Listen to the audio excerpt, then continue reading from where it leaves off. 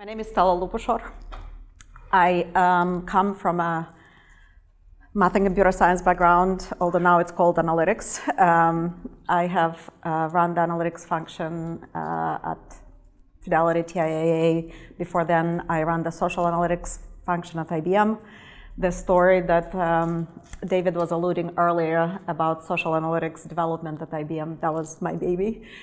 I have 3 babies too, 12, 18, and 23, and they are my future of work. They are teaching me what it means to be a patient human being and what it means to worry about the skills that they will need to acquire over time and how newer generations behave, thinks, and aspires to be included. I love to travel, and I love to pay attention to everything that is happening around us, around the world, because it makes me better informed about how I can help my children grow. So 2 years ago, I left the corporate world, and I started the company Reframe work, because a lot of things that I do is looking at where the signals are coming that will inform what changes are going to happen and how we need to prepare for that. In some cases, that's analysis. In some cases, that's different technology solutions that are coming. In some cases, it's just changing in human behavior. So I started a company called Reframe Work, and then I said, how do I name myself? What title do I give myself? I started looking, CEOs and founder and president, none of that fit. It's like, why don't I have a little bit of humor? So I will name myself Chief Reframer. And I updated my LinkedIn, and 2 days later, I got a request for friend from Adam Munoz, who is in framing business, as in Windows framing, right? That's when I knew I found my tribe. Now I belong somewhere. So, diversity and inclusion. And by the way, nobody told you, but this is going to be a working session. I'm not going to do the work here. It's going to be a conversation, and active participation is strongly encouraged. So, who has a diversity and inclusion strategy? Chief Diversity and Inclusion Officer? Manager, leader, somebody who has that accountability, developing. And what typically you look at and pay attention when it comes to diversity and inclusion? What are the categories? Representation. Say more. Segments. Ensuring that your employee population reflects the workforce supply. Yep. And what are some of those categories that you look at? Gender and race within the United States. Okay. Gender, race. Yep. Anybody else? Age. Say more about age. Alignment of behavior and personality to our overall employer brand. Right. So the personality and behavior of employees and linkage to the employment brand, because they go and communicate what it's like to work at your company, and that attracts or prevents. Yeah, as a company, we believe in the real. So those are diversity components. What about inclusion? Because after all, those usually come together, right, all the time. I love that. And, 21 hours is spent weekly by millennials nowadays to care for elderly or for disabled parents. That's a big investment, and it's great that you have that type of focus on this group. And it differs, right? What you measure and look at diversity components and the representation is different than what inclusion means. So over the next 20 minutes, 25 minutes, we will unfold and unpack this further. But before we go in, I need an expert committee of people who can speak for some of these segments. So let's say, who wants to speak for age?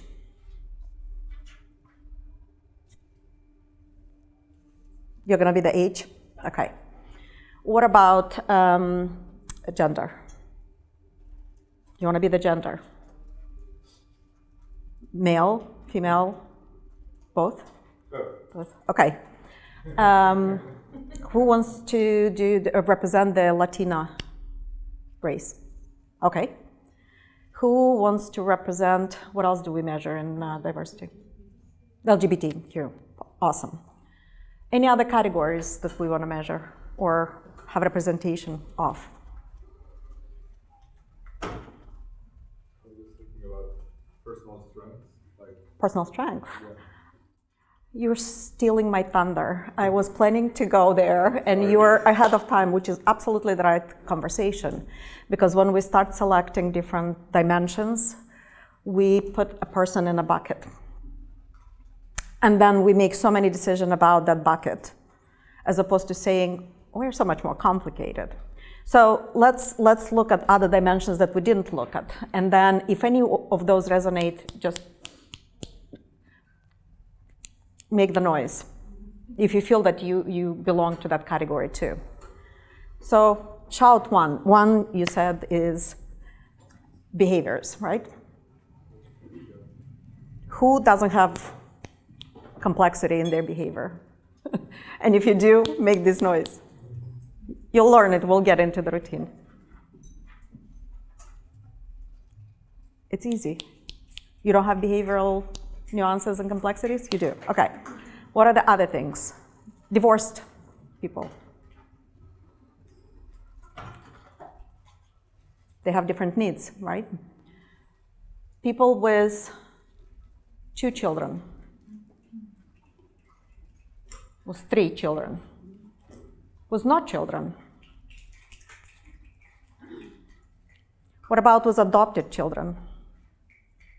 Just having children alone, I think it gives you a very different degree of complexity that you need to deal with, as well as the policies and programs the workplace needs to support you with. What about age, older age, over 55, let's say? We don't have that many. I affiliate with that, although I'm not 55 yet. And funny things happen to your body as you get older, right? Your eyesight goes, although that happens at the earlier age too. Sometimes your hearing, most of the time, many times, your hearing goes as well. You may need physical accommodations. You may not be as fast. And how we design the workplace when we say, let's create a physical environment that is open space, it gets very, very uncomfortable sometimes to work, especially if you get older, because it's much more difficult to discern the signal from the noise, and it's not a hearing problem. It's actually how your brain processes information. It is much more difficult to deal with open space environment. You need a lot more physical space to be able to focus. So again, a lot of things about the dimensions that we deal with in the workplace are not accounted for. How about other segments? Do you want to think of any other segments that we didn't talk about? What about just newcomers? Newcomers, yeah.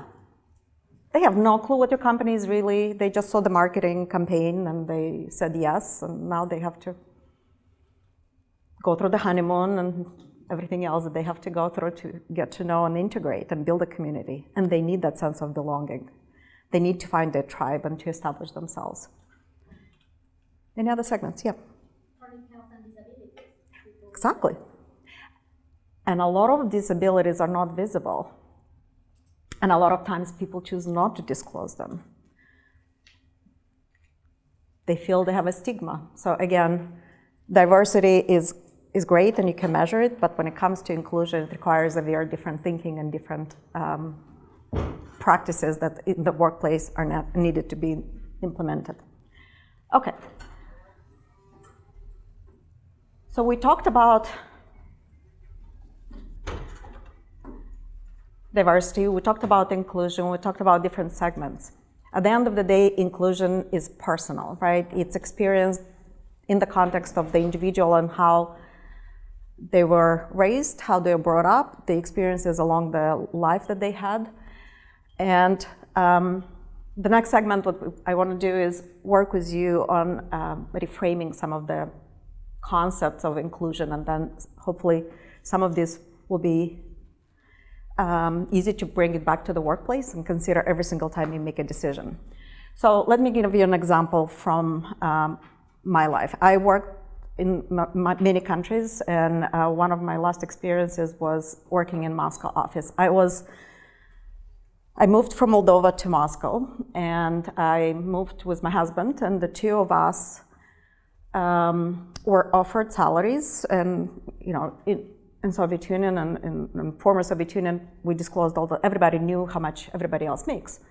So I was making $2,000, and my husband, for the same role, same team, $2,200. What's interesting, there was another friend of ours who moved from Moldova who was earning $4,200. So the sum of total of us. So as any logical person, I went to the HR and I said, can we have a conversation about this? What is going on here between me and my husband, first of all? And she said, look, you're a woman, and traditionally for the band level that you're in, we have for women lower salary level. So I said, okay, fine. What about comparing to our friend?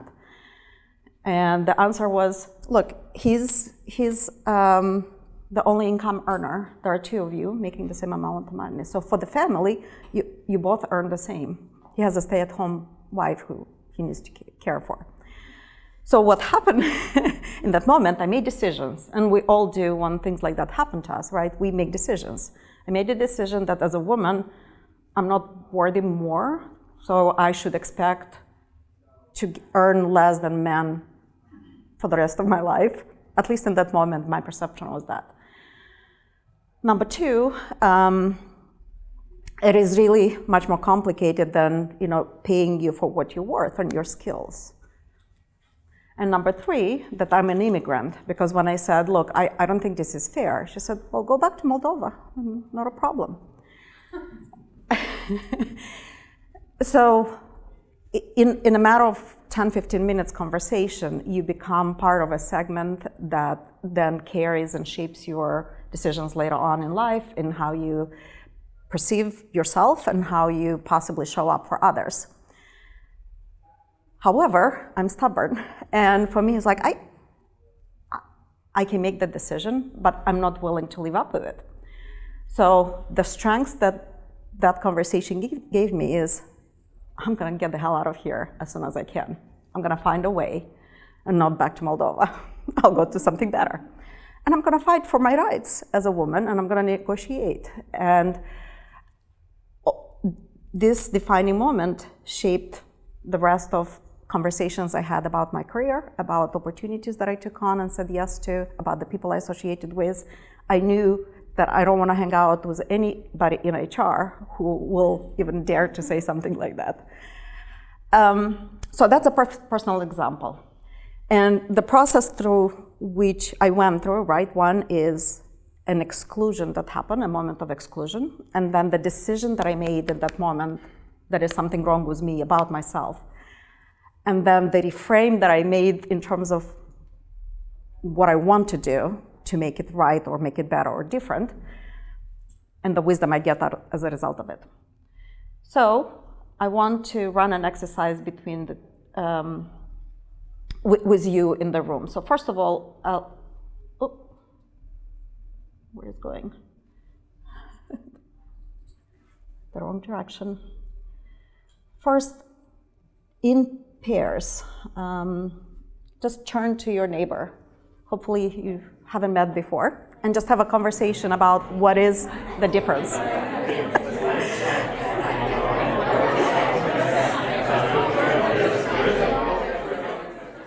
So shout a few things that came out in the conversation. What do you see the difference between inclusion and diversity?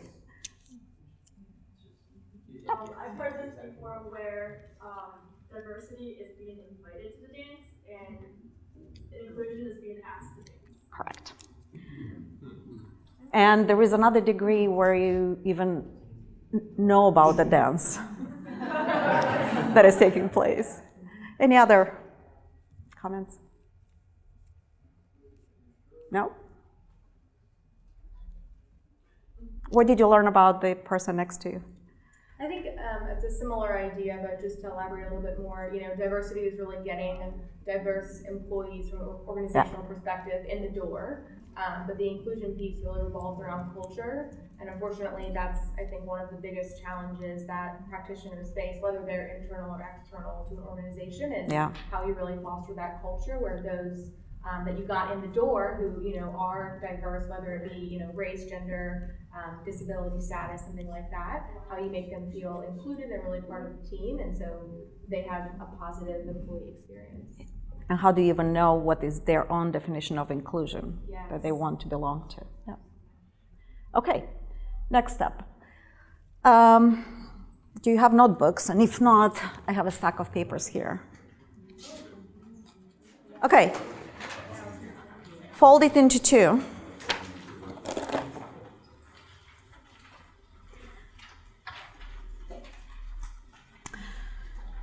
On the left side, think about your life, and this is all personal exercise. You're not to share it with each other or the neighbor next to you. Think about moments of exclusion where you really had to make a decision about who you are or how you're perceived by others, and write it down. I will take 2 minutes to kind of reflect on that. Yeah, write the decision that you made. That maybe, like in my case, I am an immigrant, therefore I don't belong anywhere. That I'm a woman who doesn't deserve to be better paid.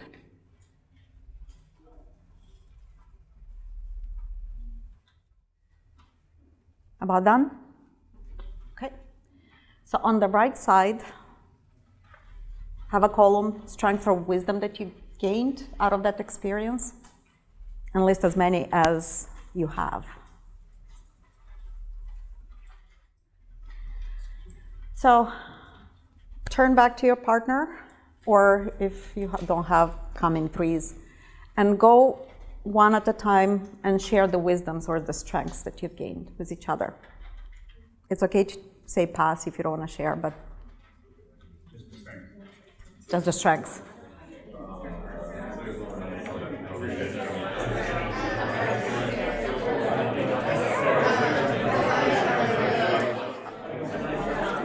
Okay, next, take the piece of paper and tear it along the fold. And then choose, what are you going to keep? The decisions you've made or the wisdoms? And you have 4 choices. You keep both, you keep one or the other, or throw away both. Raise your hand if you made the decision, and when you're done, I'll give the instructions for the next step.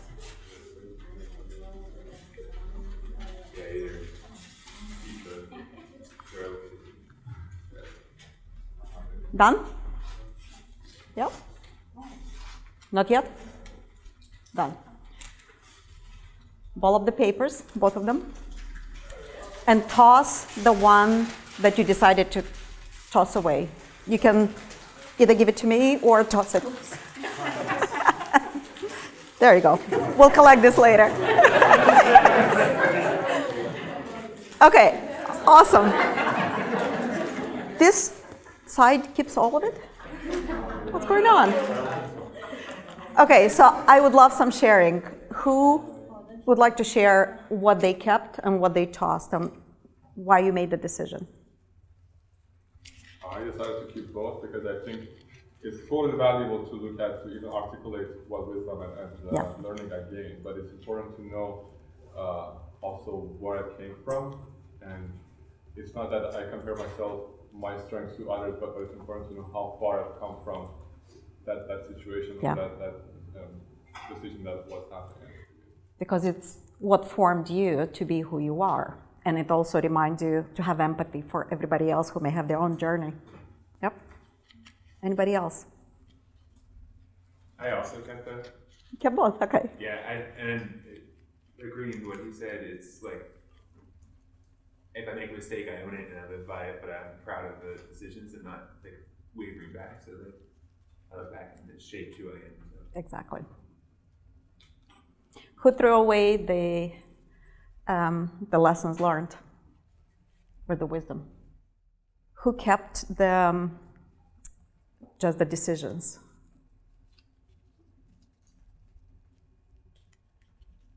Yeah, the luggage we don't necessarily need to always carry with you, unless they come with. So I had the choice to either dump a lot of data and information about the diversity and inclusion complexities in the workplace, but I decided that you'll get plenty of that probably over the next 2 days. I don't need to pile more statistics on you. But what I was hoping to do is really create an experience where you can think through some of these deciding factors, and then next time you have in the workplace an opportunity to make a decision about the people around you, about the statistics you choose to make recommendations on, about creating a relationship or forming a connection with somebody next door or next table to you. You keep that in mind. So we have not succeeded at answering all of our questions. Indeed, we feel we have not completely answered any of them. The answers we have found only serve to raise a whole new set of questions. In some ways, we feel we are as confused as ever, but we believe we are confused on a much higher level and about more important things. Hopefully, you'll take the notion of inclusion with you into your workplace and think about every single cell in that analysis that you do as a human being who is just as diverse and it needs inclusion as any one of us. Thank you.